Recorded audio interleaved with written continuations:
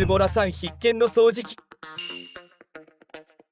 ロボロックの最新掃除機はゴミやホコリの吸引と水拭きが同時に味噌汁こぼしても大丈夫。吸引力は17000パスカル、実にパワフル。水拭きは壁際1ミリまで近づける3つのローラーブラシが活躍。しかも汚れ具合で吸引力と水量を自動調整。気が利く。